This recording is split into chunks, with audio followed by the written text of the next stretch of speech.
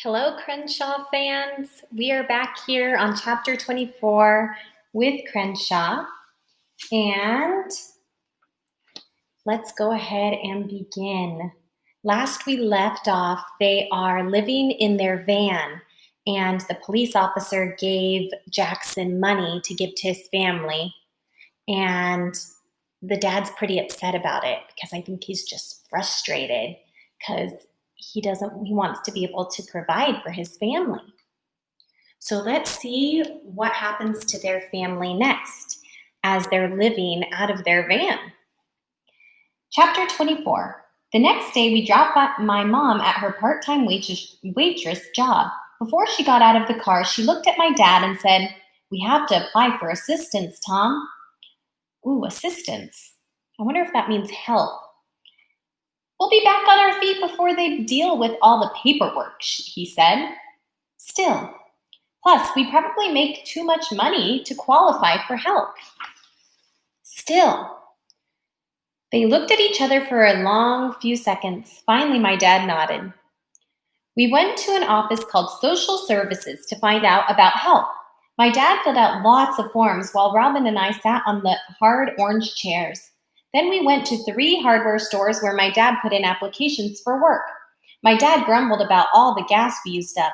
To cheer him up, I said maybe we could feed the car water instead. He laughed a little then. "Not having enough work is tough work," my dad told my mom when she joined us in the car after her shift.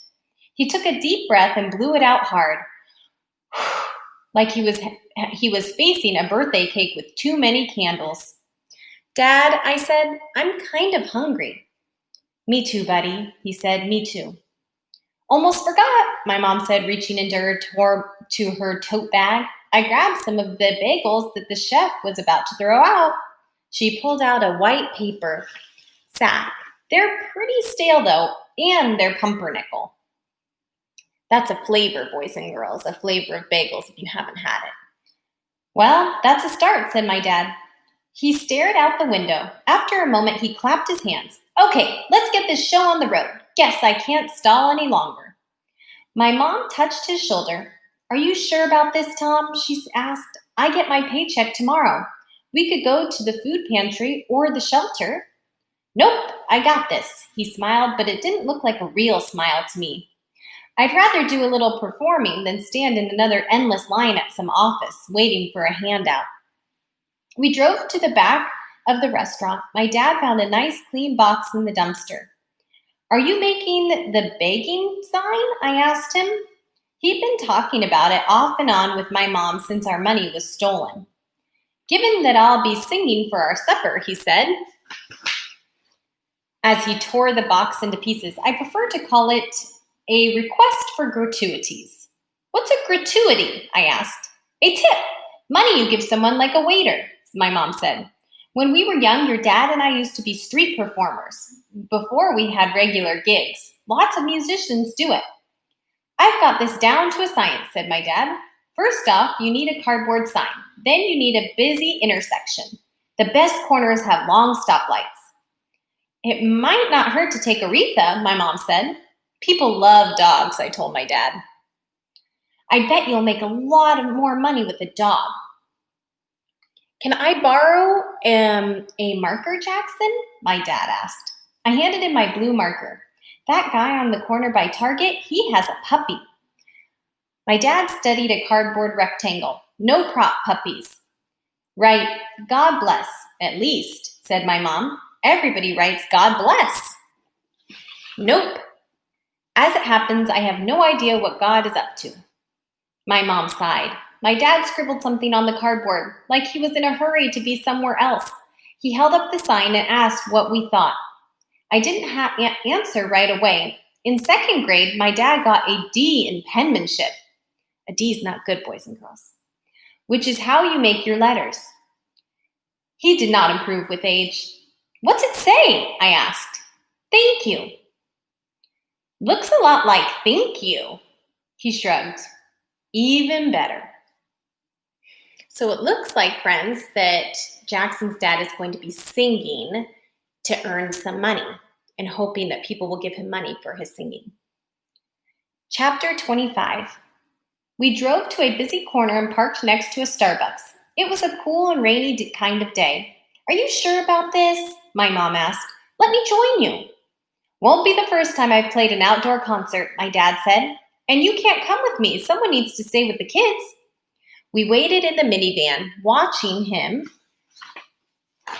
as he crossed the street. He had his signs and his guitar, but no Aretha. My dad stood on the lane divider by the left-hand turn signal. He propped his thank you sign against his open guitar case. We couldn't hear him singing. There was too much traffic. He needs to make eye contact, my mom said. The light turned red and a line of cars formed next to my dad. Someone beeped his horn, and my dad looked over. A driver in a taxi passed him some money. The next time the light was red, a driver in a pickup truck gave my dad coins. When the light turned green, people mostly just passed by, their eyes on the road ahead, but a few smiled or nodded. Red, green, the hour wore on. When he climbed back into our van, he smelled like car exhaust. He passed my mom a handful of wadded up bills and some coins. 7 lousy bucks and change. It's really starting to come down, my mom said. People don't like to open their windows when it rains. She gazed at the wet dollars. We could try up by the mall. Maybe it's just a bad corner. My dad shook his head. Maybe it's a bad idea. We need the rain, I said, because of the drought and all. Good point, said my dad. Let's look on Jackson's bright side. After a while, the rain slowed to a drizzle. We drove to a park so my mom and Robin could get some fresh air. She said Robin was going stir crazy. How about you come too, Jackson? My mom asked as she undid Robin's car seat straps. Nah, too wet, I said. You're both going to get wet, my dad warned. Robin's getting antsy, my mom said. We can dry our clothes on top of the car when the sun comes out. Day just gets better and better. My mom leaned across the seat and kissed my dad's cheek, which was kind of stubbly. Good times, she said. I stayed in our minivan with my dad. Aretha, who smelled a little ripe, was sleeping in the back.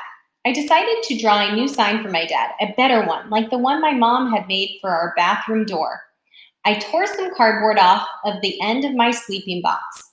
Then I made a smiling fish sitting in a canoe. He was holding a fishing pole, wearing a floppy hat.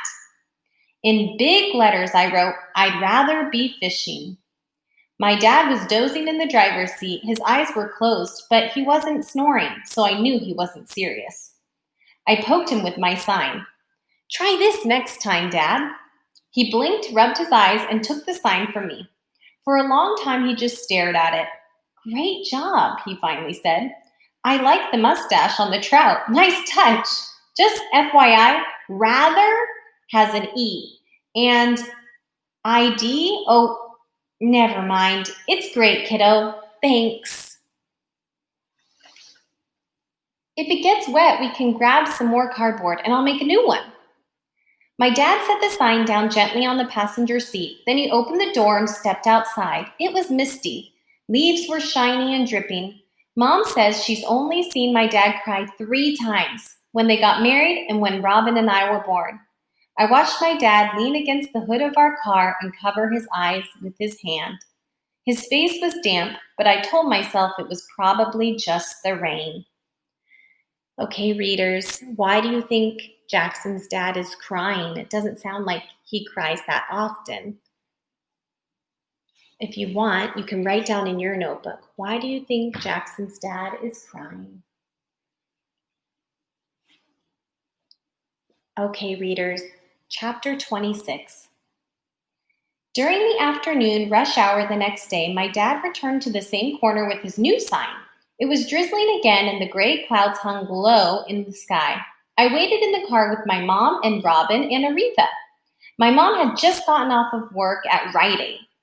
She said 2 people were out sick, which meant she was the only cashier. People in line were grumpy. She said, why didn't they just read the Enquirer and wait their turn? A driver in a red SUV rolled down his window. He smiled and said something to my dad. They both nodded. My dad tucked the sign under his arm and held out his hands till they were about 2 feet apart. I'll bet Dad's telling him about the trout at the lake, I said to my mom. She smiled. and exaggerating. Is that the same as lying? I asked. Not when it's fish related, said my mom. When the light changed, the driver handed my dad money and waved as he pulled away. After about an hour, he collected a bunch of dollar bills, also a big cup of coffee and a sack with 2 slices of lemon pound cake in it. My sign was a soggy mess. My mom flattened the bills on her lap. $56, she announced, and 83 cents, my dad added.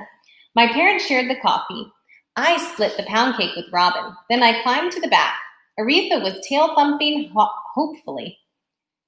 When no one was looking, I gave her my whole piece.